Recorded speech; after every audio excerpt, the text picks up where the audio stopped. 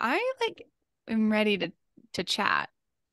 I'm so ready to. I mean, I just got off therapy, so I couldn't actually be more ready to chat right now. Wow. Yeah. Let's hear about that. Okay, well, we will in a little bit. All right. Hello, Okay. everyone. Welcome to Fuck Wellness. No, we're doing that again. Yeah. Hi. Hello, everyone. Hi. Oh Lara, I heard you loved intros. You can take it away. Yeah, Lara. Oh my God. I didn't know this was all a strategic plan to not ever introduce yourself on the podcast. No, that was a full-on lie. I love doing the intro. Okay, yeah. Go ahead. Then yeah, I'll just do it right now. I'm just putting on my new necklace. Then yeah, I'll prove it. Hello, everyone. Sorry, I kind of already messed it up. You ruined my intro. I can never do it again. Are you putting on the middle finger necklace?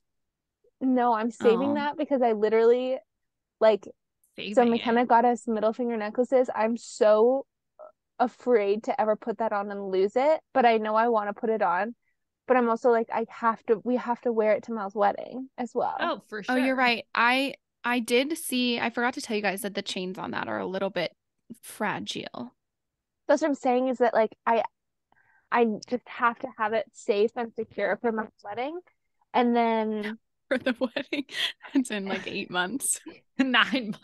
It's in 9 months, but like I have to have it for the wedding, so I just have to be careful with it until then. I feel like I want to clarify here too that like it's quite literally someone giving the middle finger. It is. Like there's a lot of bakeries called middle finger, so I just wanted to clarify just so people weren't confused. No, but in case people got confused. Okay. Yeah. Let's clarify. All right, let's start. This is Fuck Wellness. This is Fuck Wellness. We're all here. It's a solo. Concerned if you made it this far and you didn't know. Meaning no guest. You know what? I understand the need for introductions, but like in this day and age, you are clicking on the podcast that you are going to be listening to. Yeah, but we could have a guest that they don't know about. You're right. And I guess they could have never heard our voices before. It's good to differentiate.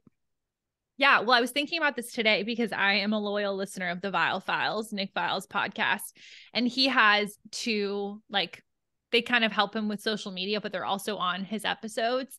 And I love them, Amanda and Allie. Like, they're great. Like, honestly, I couldn't just listen to Nick Vile for an hour and a half ever. But I genuinely do not know when one is talking or the other. Like, their voices sound so similar.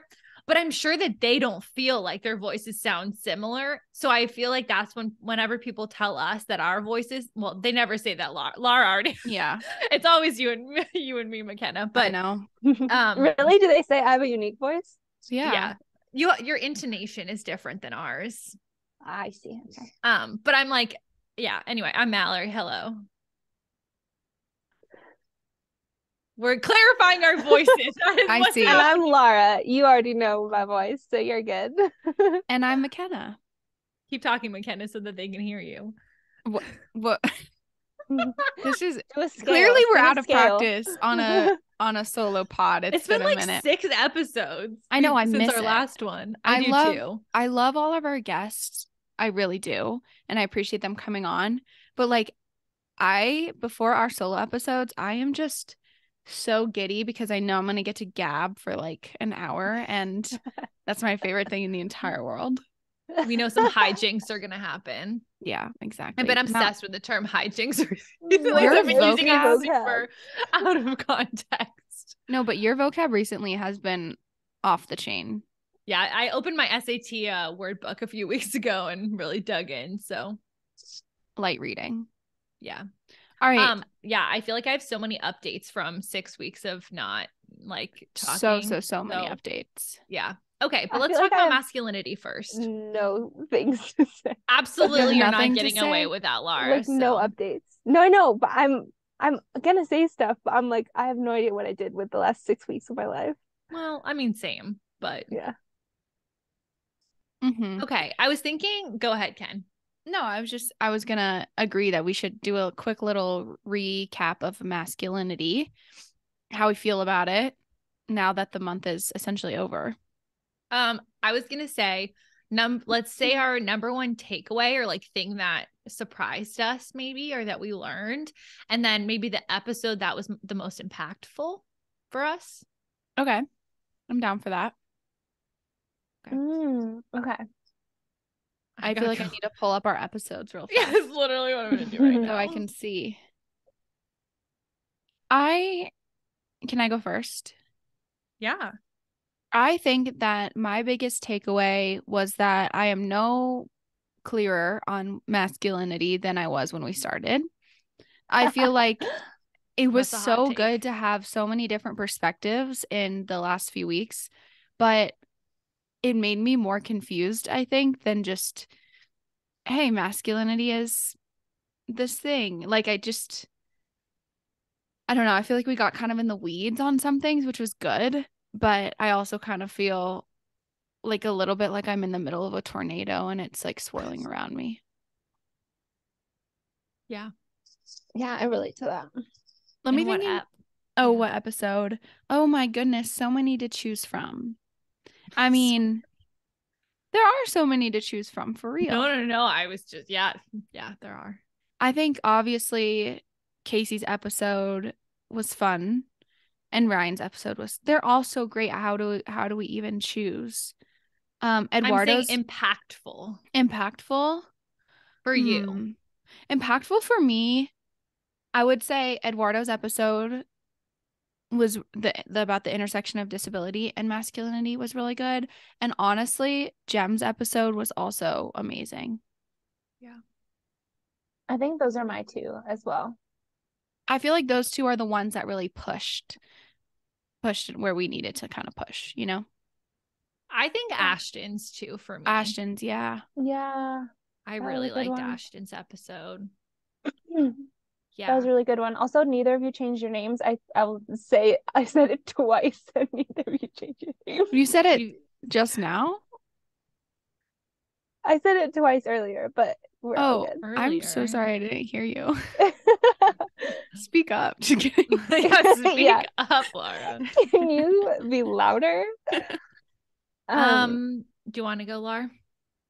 Yeah, my phone storage is so negative. Like, I have no storage. Every time I try and open the podcast app right now, it shuts off on me. So Lara does not listen to our podcast, in case you were curious. I do. I'm going off like memory and vibes, but I loved Eduardo's episode. So good. Yeah, 10 out of 10. Recording Gems was super fun. Ashton's, I feel like afterwards I was like, that was because I felt like Ryan's was really good to kind of like dip our toes into what this month or what these 2 months was going to be about, but then Ashton's helped me get a little bit more focused on like what it was we were trying to do, because it is such a huge topic and extra huge when you think about how it bleeds into like gender and how people present their gender. Like, I think that is the part that I most kind of like walked away from, I guess, was that there are, I don't know, it can be so complex, or it can just literally be like embody whatever parts of masculinity and femininity you feel in your body feels good, and then like distance yourself maybe from people or like establishments or organizations that make you feel like you have to, I don't know, either choose a side or like adhere to a kind of masculinity that doesn't feel good. Because I don't know, I think that was my biggest takeaway. But honestly, such a good topic. And I think another thing that was really cool was just like, we've never seen so many people reach out to us to be on the podcast as we have when we posted that we were going to do a theme of masculinity. And like, that was just cool to see that it was like, one, we just have cool people like in our lives and cool people listening to the pod, and two, that this is such a, I don't know, motivating topic for people to kind of maybe get out of their comfort zone and be like, yeah, I will be on a podcast because I feel like I have things to say. Yeah, I agree with all of that. I feel like my takeaway was not really a takeaway as much as a more an invitation for me to talk about this outside of the pod more.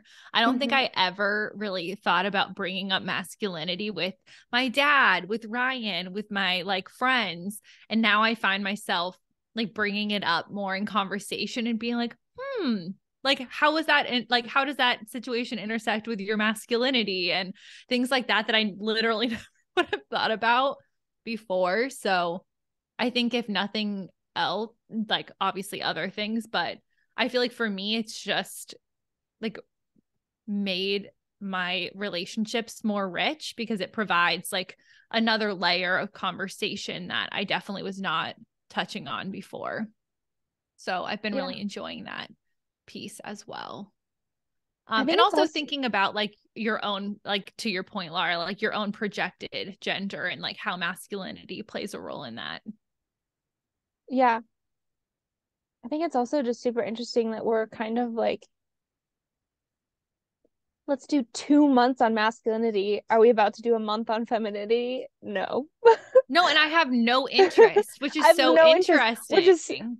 And I don't want to like why? Why are we not then like, okay, let's explore this other thing and let's ask questions about femininity and not just always, I don't know. That's like, do you have thoughts, Ken? I have interest in an episode. I'm not sure if I have interest in an entire month. One, we don't need 7. I just think, I don't know. I mean, I think that there wasn't an episode in masculinity that I feel like we didn't touch on femininity as well.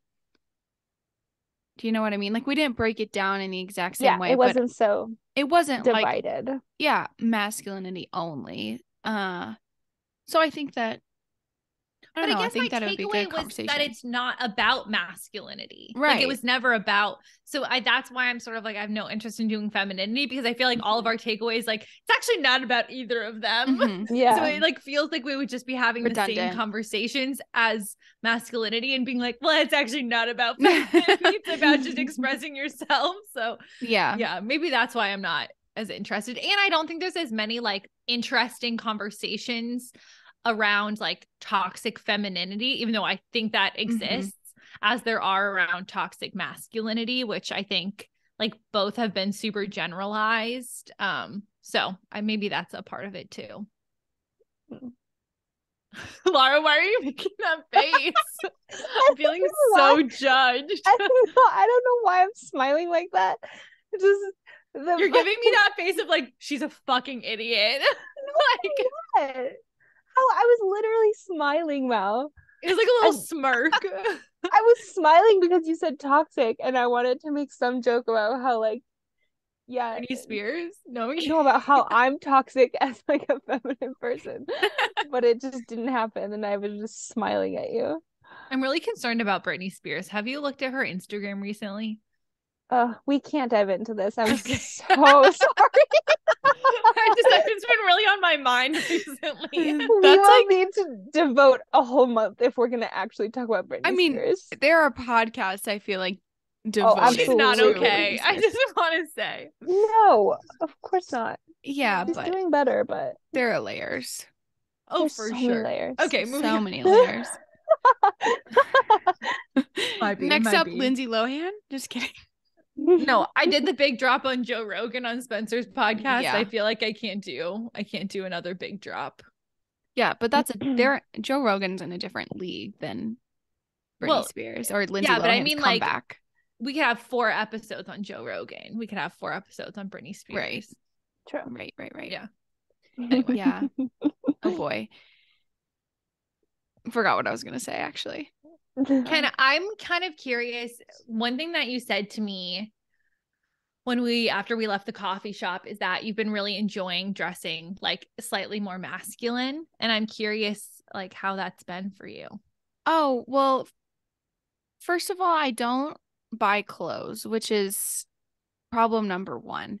However, when I notice what clothes I'm being drawn to, they're not like super feminine clothes, but I think in the past, like my current wardrobe is mostly based on like hand-me-downs from other people. And so I feel like I just wear whatever I'm given, but I did like a huge closet clean out, which you can see behind me. I need to figure it out. I want it. It's all just sitting there. Yeah, you might want some of it, but not all of it.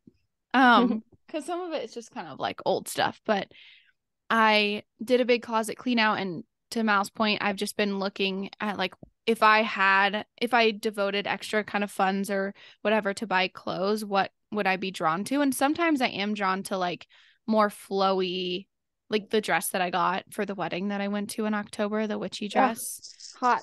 Like I love that, and I think that's a very feminine dress, but it's not very like floofy, I guess would be like the other way to describe it. Like I don't know. I'm not so into like the big patterns and like things that I might have used to like when I was maybe younger. And so, yeah, I don't know. There are just times where I feel like I dress in like my flannels and I just feel like the hottest thing that's ever lived. I like that. I think that like clothing or kind of clothing or like accessories or whatever, however you're presenting is I just love talking about that. And I think I loved talking about that on Jem's episode. And I love listening to podcasts where people talk about it because there are random things in my closet that I can take out and just be like, I don't know why, but if I wear this sweater, I feel unstoppable. Mm-hmm. Like, why? I don't know. Yeah. I feel that way about like overalls or like the outfit that I wore to camp, like a turtleneck over like under my overalls and a big jean jacket. Like I feel like that. Love. Yeah. Yeah. To clarify, camp, the music group, not the we didn't music go to summer group. camp. I was kind of thinking that you meant a volleyball camp, and I was like, that's a really weird outfit to go coach volleyball, but like do your thing. No. Yeah. Wow. What else on masculinity?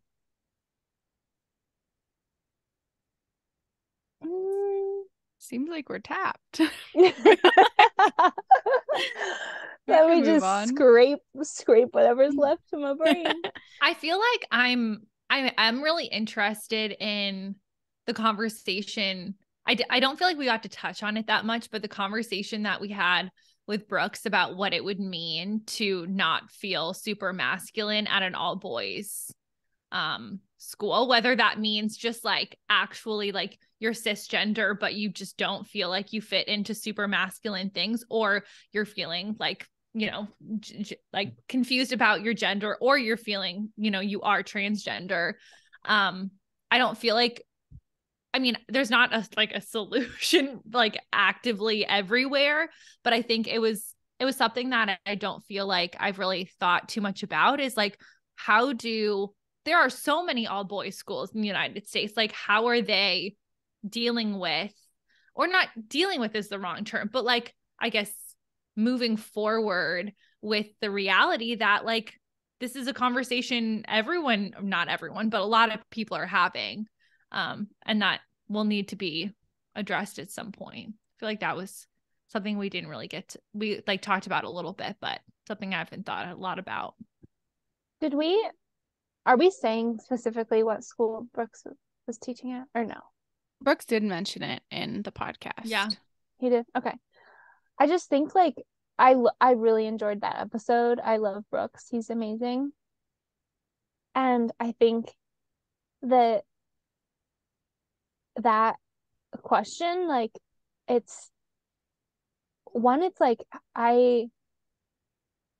I'm kind of like it is a conversation more and more people are having now, but it has since that school was created in like hundreds of years ago.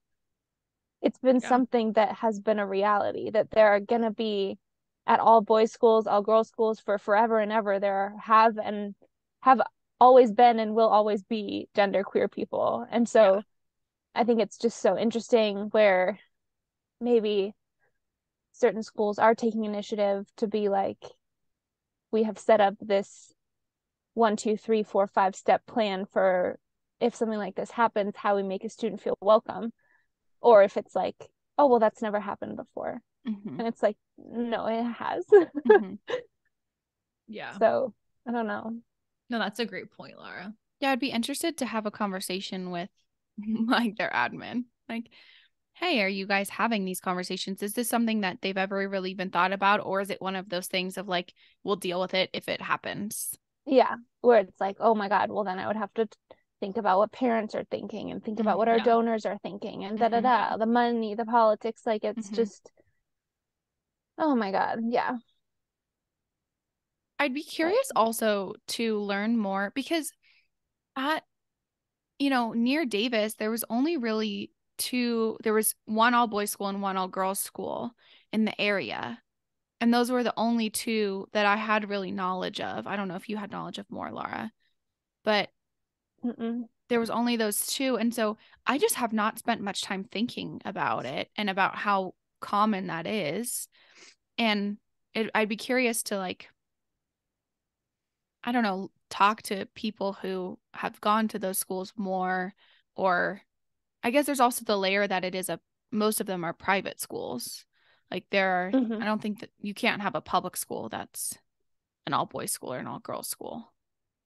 So they'd have to be. I don't think you can do that. Yeah. So they'd have to be either private or like a charter school. So I think that adds another layer too, because then it's like, who is sending their kids to those schools that they pay for or have a religious affiliations or whatever. Yeah. I feel like the Northeast has so many like single gender schools. Like even just thinking about the area where Ryan grew up, like there's so many. So yeah, I can't think of that many near me in like Southern California, but I wonder if it might be a geographic thing too. Yeah. Oh, Douglas hears people outside. Yeah. I had just had another thought about it too. Oh, thinking back to like the one boys school, all boys school that was in our area growing up, like it's just like so weird to think about how when we like competed against them, like what we would say, like what our student section would say and do around the all boys school. Like it was just, I mean, so many penis jokes, really. Like it's really the end of it. And they dress us like context. Like making fun of them or just making fun of them. Right, Lara? I was just remembering things that I heard at water polo matches that were more just like referring to maybe you don't get like as laid as the people at DHS. What but they would wear because they would like make jokes. DHS. Yeah. The public high school to the private all boys school.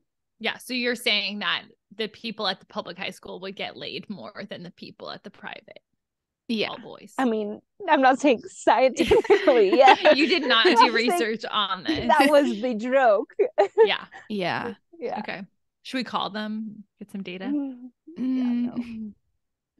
And I don't know. I just remember like at a soccer game or like those big matches where we were like semi-competitive in sports, them wearing like hot dog suits and stuff, which is like making a joke just to be like a penis.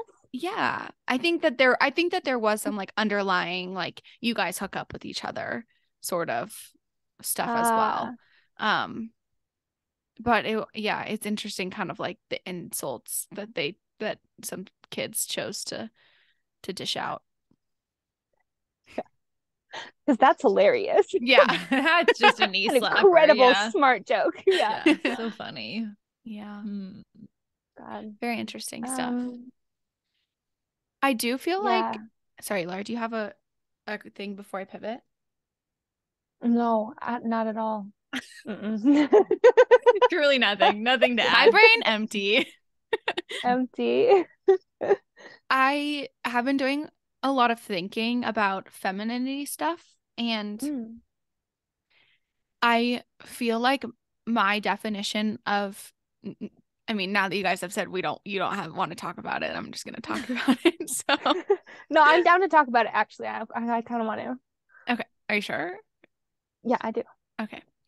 Well, basically, I've just been thinking a lot about femininity and how my femininity, I think, used to be tied to a certain type of woman that I don't even know if I could describe to you what that type of person is, but it's like in my head there was like a very clear line, and I don't feel like I was always at that, like that person that I feel like I needed to be.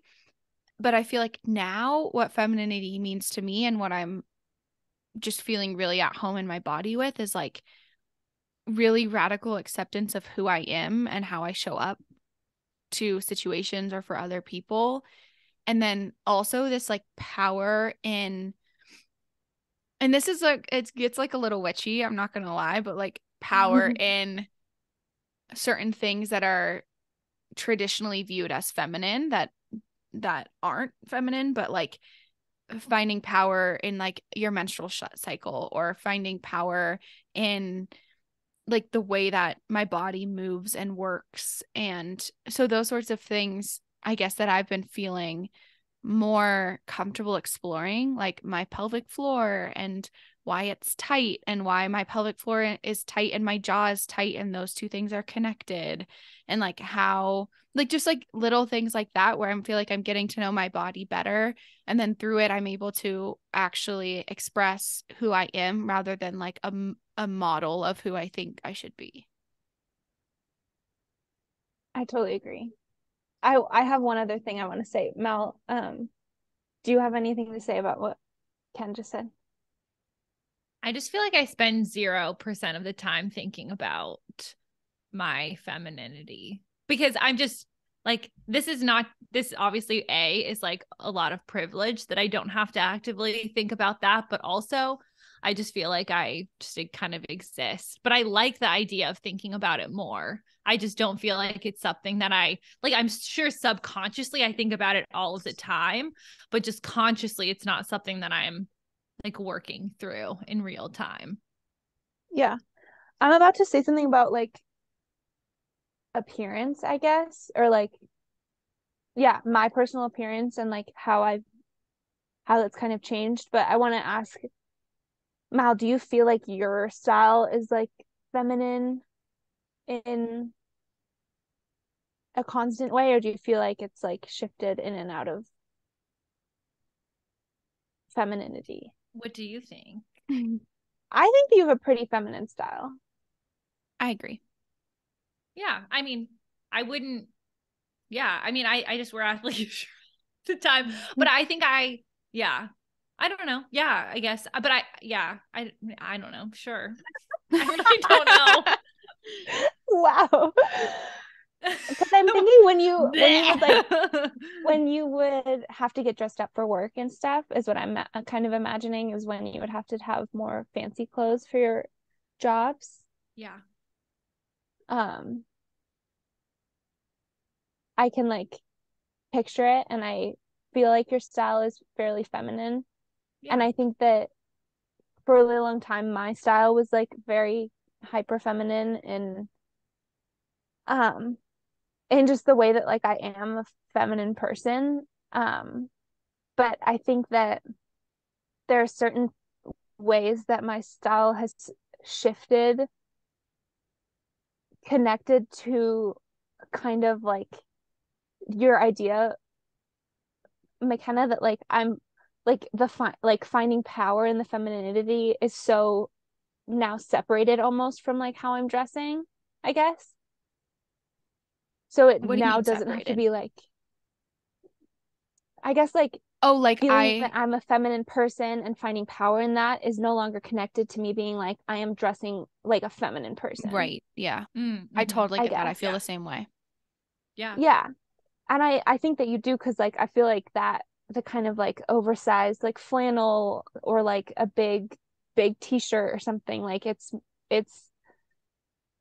for me, it's kind of like I've now had that separation, so I can like maybe have a little bit more fun like playing with like being more mask in ways that like I wasn't before.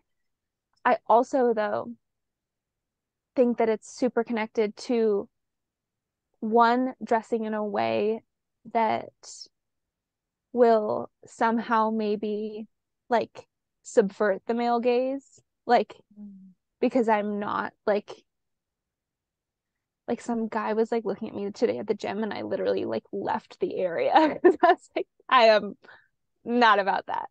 And I think it's like one about that, and two about like there is an element I think of, for me at least, being like I know I look super feminine, and like for some reason I'm concerned that looking super feminine will then mean that I look super straight. So like I especially was when gonna I'm in ask queer you about this. spaces, Yeah. I'm like, let's put on the flannel, let's put on the Carhartt, like let's, you know, do all these things, which mostly it's about like what I'm wearing. Like putting on a bag of like pair of baggy jeans is more about like that's what I'm putting on my body. But when I think about like how I do my hair, how I do my makeup, like that's all very feminine. I like to paint my nails. I like to like have jewelry all over. Like that is more feminine.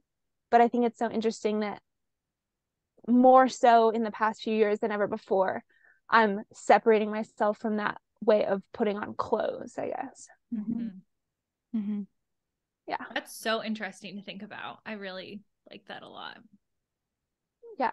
I think, yeah. I mean, again, going back to what I said earlier, I love thinking about clothes, like, and thinking about, I always have that term in my head that I mentioned on Jem's episode, like, what feels Jeb to me right now?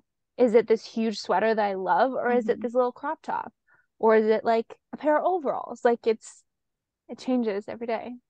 And that's I so think interesting. back to, oh, go Sorry, ahead. no, Go ahead. Mal, you can go. Oh, Makena, do you remember when I visited like 2 times ago and we were going to the climbing gym and I was wearing that like camo black crop top and like black workout pants, and then I had my hair up in a ponytail and I had braided it, and I remember you were like, you look like such a badass, and I feel like that was such a Jeb moment for me where I felt like what I was wearing matched like my like identity as like a badass bitch, you know? But it's like almost always an athleisure that I feel that way. Like my favorite outfit right now is this like bright orangey pink crop top with like camo joggers.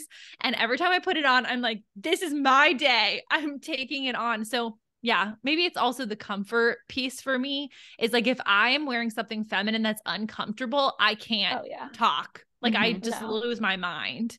So my top priority has always been comfort. And then I think that also plays into also my comfort level in a situation, is if I like physically don't feel comfortable in what I'm wearing, like if my jeans are too tight or I just feel like some sensation with my clothing, I can't engage. Yeah.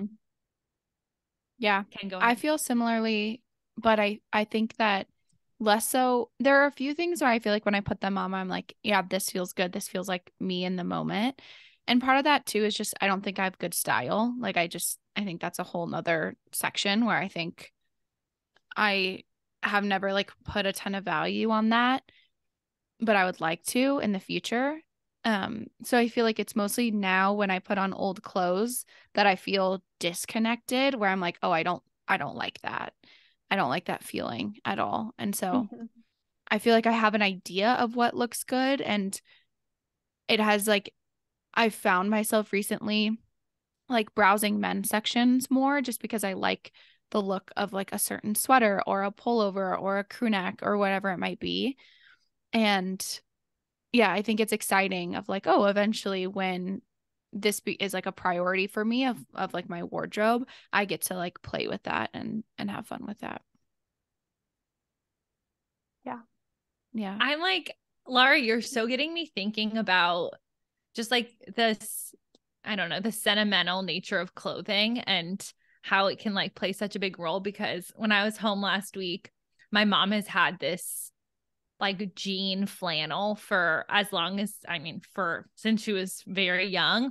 And it has like horses and embroidered on like both of the like chest and then on the back. And I have always seen it in her closet and never really like thought much of it. But like right now, those are really in, like the baggy, like jean looking flannel kind of material.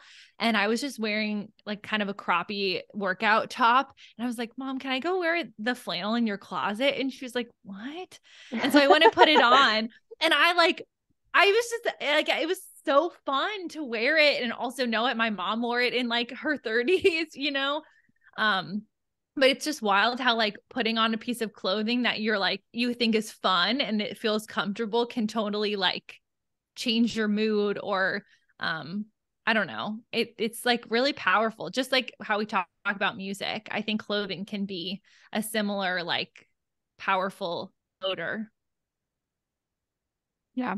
I think similarly, I love having my nails done too, but also recently, like, and it sounds so simple, but when I don't have my nails done and I'm like looking at my hands, like I like the way that they look without nail polish. Like I feel like a weird like sense of like sometimes when you get your nails freshly done, I'm like, I am like the baddest bitch alive. Like I can walk into any place and like own that place.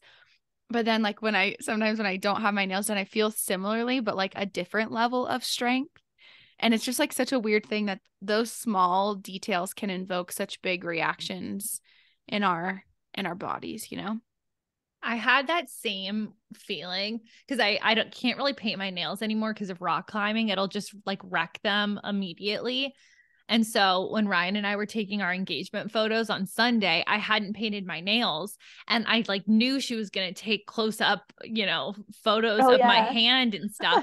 And so I like got my nail polish out and I was going to paint my nails on the drive there because I didn't have time otherwise. And Ryan's like, I have a headache. Can you drive? And I was like, Ryan, I have to paint my nails. And he was like, why? Like, why does it matter? What does it really matter that your nails are painted for this photo shoot? And I was like, well, I just want it to like look nice. And he was like, well, it's just going to get messed up tomorrow when we go climbing. And I was like, you're right. It's like dumb for me to paint, like not dumb, but like it would be fine. But I realized that I had in my head like this whole, like if I paint my nails, that's going to make me look classier or more together in the photos. And I actually really don't mind that they are like not painted. So I had to work through that in real time. I love that though. More engagement photographs with just normal nails. Yeah, let's normalize the raw nails. Mal. Yeah. I so hear that. And then there's also this funny thing that's going on in my body about your wedding, Mal, where I'm like, can we book our appointments to do like our beauty stuff now? Like, and so like, there's like these two sides of me where I'm like, and I'm going to look hot. So not to take away from Mel and Ryan, but like, we're going to book that now. We're going to look hot. Please. And so, yeah, that's like a funny thing too. Like, all right, we're going to have to in Davis, get our nails done. Like all of these things. Better not be in Davis because I will not be there. So, well, where is it going to be? We'll get them done in Mammoth. Oh, where, Mal? It's like a town. It's like a legit town. Mallory, people live there. Swear, this is showing that you have not done the in-depth research of the salons in Mammoth, and I have. I literally know every single place in that goddamn town, and we're not getting our nails done. There's no nail places there? Babe, they literally have like 2 pics on Yelp, and like it's not.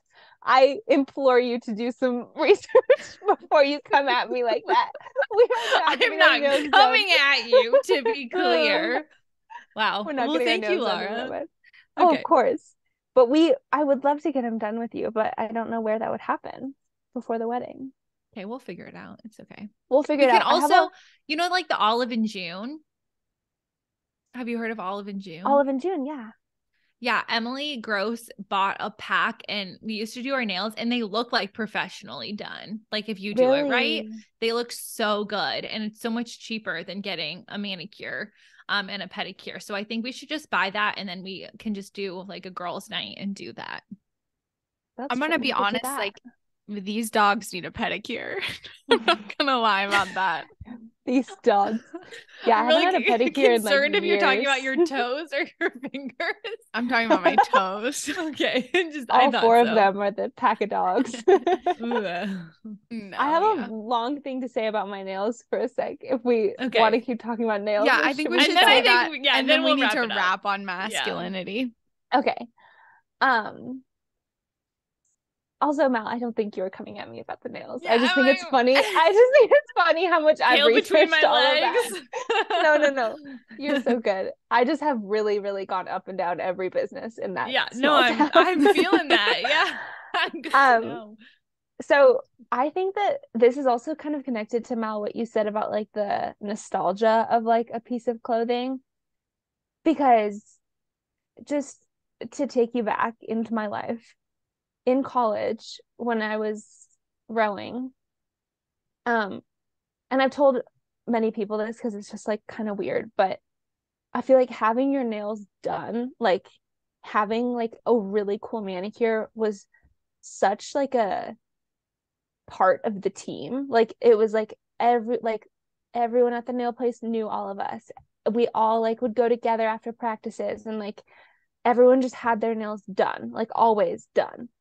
And I would have really quite long nails because like they would just grow out super long. And I had this thing happen where like about a month and a half ago, I got my nails done. I got dip, so it was like really strong. And it grew out. So it was basically like a month and a half of nail growth. And I had just really long nails. And I was like having this really weird sensation where it had been like a really long time since I'd had long nails like that. And it was kind of bringing me back a little bit to like how I felt in that time when I was like in college and stuff. And it was weird because like even right now my nails are pretty long and I'm having this weird like feeling in my body of like I don't really like that because I don't really like some of like the parts that were like in my life back then. But then I also kind of like it because having long nails and like having the clickety clack of like my nails on the keyboard at work, like it feels feminine and it feels feminine in a way that I'm like, ooh, that's kind of like, I kind of like that.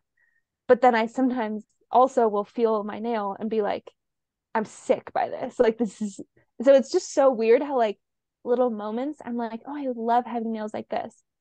And then little moments I'm like, this is disgusting. I need to chop these off right now. Yeah. It's so weird, but it is such a like sometimes I love it and it feels so feminine to have like long pretty nails, but oh my god, I don't think it's for me, honestly. I have like long nails right now and I'm thinking about like cutting them short. Did you have like with your long nails, did that ever interfere with your rowing? Like I feel like if you're gripping something, was it big enough it never went back enough? No. Yeah, because the handle of like your oar is like this basically. Okay. So you're never touching. I'm just imagining like you ripping yourself open every time we would all row. stab our hands with our long nails. Yeah, it's so interesting because when I have bare nails and short nails, it reminds me of volleyball, and I'm ready to like kick some ass. Like yeah. It's just such a funny thing. Cut our nails in basketball. Yeah, and don't in some of those they like check you. The refs check you. Oh, they checked our nails every game. Yeah. In volleyball, we got nail checks. Close. Yeah. We got nail checks at volleyball. We got nail checks at my volleyball practice. You play volleyball? When I played volleyball, we always got our nail checked. So no, when we played water polo, that's what I thought you were. I was like synchronized swimming. Yeah, our fingernails and our toenails. But even in your toenails, oh yeah, that makes sense. Yeah, I even around Halloween, last year Halloween, I had like these really sick nails that I loved. They were super hot. Nails. And then this Halloween, Bella got like press on Halloween fun nails, and it gave me like, I had such FOMO, and I was like, I need nails right now. I need them. And so I did them, and I just like went to Target and I got like press ons and I painted them black for Halloween. And similar to you, Lara, is like I liked them for a second, and then for like the entire rest of the time I had them on, I was like, and I had them on for 1 week. I was like, get off, like please get off my hands. But I do think that there is some layers of like my own fear of like automatically being like, that's a straight girl right there. Like very, because I haven't talked to you, either of you guys, about this, but in the last few months, I've really been thinking about like as a child, how many times I was asked if I liked girls. Like I was asked quite a bit by like my family.